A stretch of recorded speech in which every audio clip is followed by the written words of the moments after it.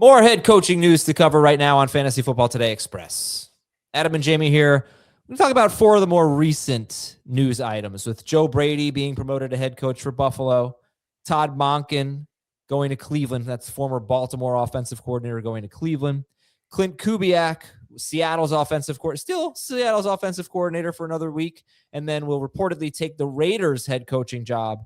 And Mike LaFleur, who's been the Rams offensive coordinator for 3 seasons, going to Arizona. All right, Jamie, rank them in order of excitement. LaFleur to Arizona, Kubiak to the Raiders, Monken to the Browns, Brady staying with the Bills. Brady 1, Kubiak 2, LaFleur 3, Monken 4. Brady 1. You like it? I mean, it wouldn't have been my first choice. I would have preferred to see Dable go there just because of the history with Josh Allen and what that might have looked like. But what I'm hoping for is that Joe Brady is not handcuffed by Sean McDermott to whatever that extent was. Defensive-minded head coach, wanted to be a little bit more run-centric. Maybe they allow Josh Allen to throw the ball a little bit more.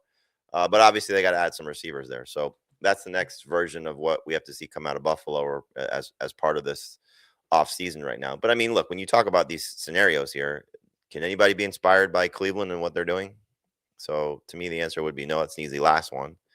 And then I think in the other 2 cases, for Kubiak going to the Raiders, like you're getting a blank slate. You know, you're getting brand new quarterback, hopefully upgrades on the offensive line. You still have one of the more exciting running back prospects that I think we still have the chance to see the best of, and one of the best tight ends in the NFL. Even though Brock Bowers is coming off what we would consider a down season fantasy wise, he's still really good. So there's a lot to like about that, obviously. But is Kubiak? Kubiak wasn't great in New Orleans, and then he goes to Seattle and he's great. Well, yeah, he had got off to that hot start. Remember, like first 4 games or so, they were on fire. Yeah, I guess so. But I think that's an interesting one. And then anytime you're getting somebody from the Sean McVay tree, you want to see if it's gonna work there for Mike LaFleur. He's had some up and down, stops. And look, his brother's obviously had a lot of success, so you hope to see him do well also. But there's just so many question marks still with Arizona. Mostly, who's going to be the quarterback? Right, and I like the hire of LaFleur. I mean, I don't really have a super strong opinion on it, but LaFleur does have experience calling plays with the Jets, and the last 3 years have been with the Rams rather, as their offensive coordinator. But you look at previous Rams offensive coordinators who have gotten jobs: Liam Cohen, Kevin O'Connell, and one more success story. Remember head coaches? Oh, it was LaFleur. It was Mike LaFleur. Yeah. So Matt LaFleur. It is Matt LaFleur with the Packers. So that's a good track record of these guys who have apprenticed under Sean McVay.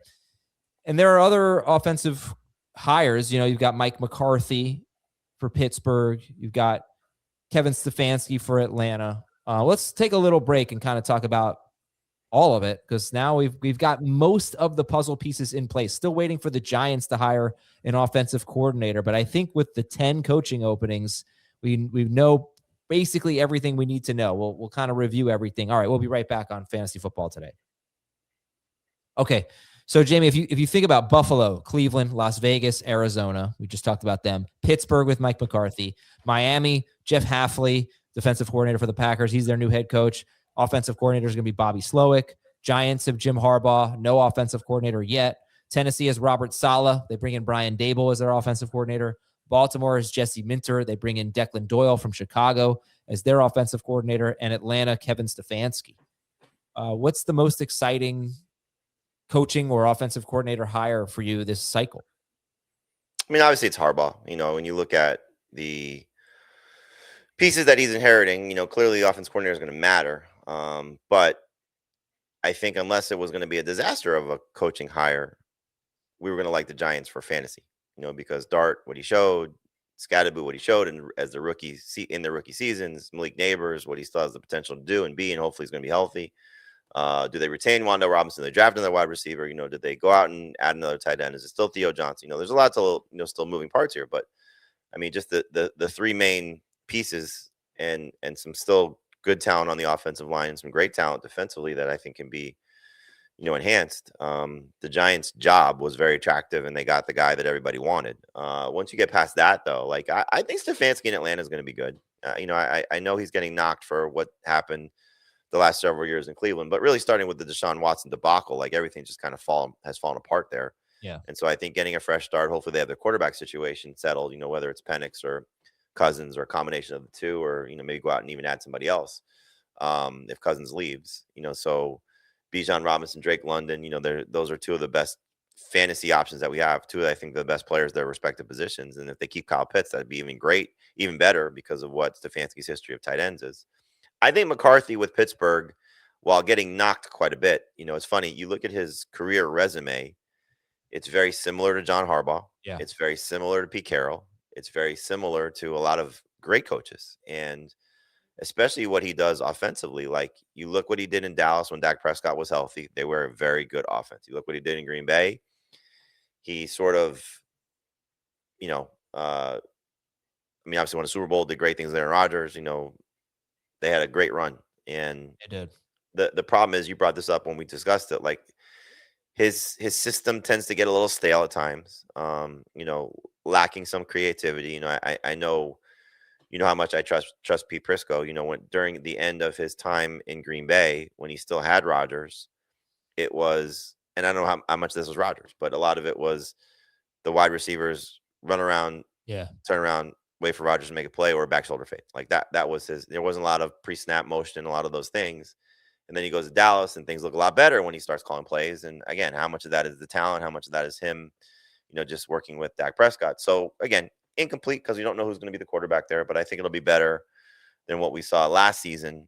Again, even if they run it back with Rodgers for one more year, which could easily be the case. So excited. I agree with you. LaFleur could be really good, but want to see what happens there in Arizona because a lot of good pieces. Kubiak going to the Raiders could be a lot of fun, with Mendoza expected to be the #1 overall pick there. So there's definitely reason for optimism. And it is kind of surprising, with some of the young defense coordinators, or the case of guys that, I think people are expecting to get jobs. Saleh and Hafley are the only two, unless I'm missing one. I know Harbaugh's. I'm sorry? Minter. Oh, Minter. Yes. Excuse me. So those three guys, but, no Chris Shula, no Vance Joseph, and then Raheem Morris, who, maybe got some interest after he was fired, which I think was kind of an unjust firing. But, those three guys will probably be three of the hotter names going into the 2027 cycle.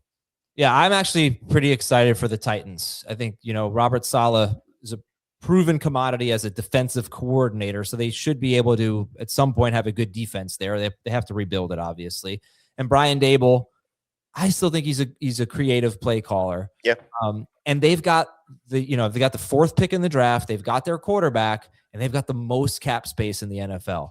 The Raiders, I believe, have the 2nd most cap space. So these are two teams that could have a bright future. But, man, if they can go out and make a splash and get George Pickens or something like that, that'd be awesome. They could obviously draft a wide receiver with the 4th overall pick. And I think the Titans have invested enough in their offensive line through the NFL draft and through free agency that's not going to be a weakness for them. So pieces are in place, I think, for maybe Breece Hall follow Saleh to the Titans. Yeah, it could be. Maybe Juwan Jennings goes over there, something like that. He did play college at the University of Tennessee. Yeah, there you go. Well, look at us. We're just connecting all the dots. But reasons for optimism. Hope it works out. And I'm a little bit worried. You talked about Harbaugh being the best hire. I am a little bit worried offensively because they don't have their coordinator, and I hope it's Cliff Kingsbury. There's not a lot of guys who have play calling experience that are available on the market. I'm surprised Kingsbury hasn't gotten anything yet, but that could be the next step for the Giants. So maybe now that all the head coaches are in place. Yeah, right. That's a good point. All right, thank you very much, Jamey. We'll talk to you later in the week on FFT Express. See ya.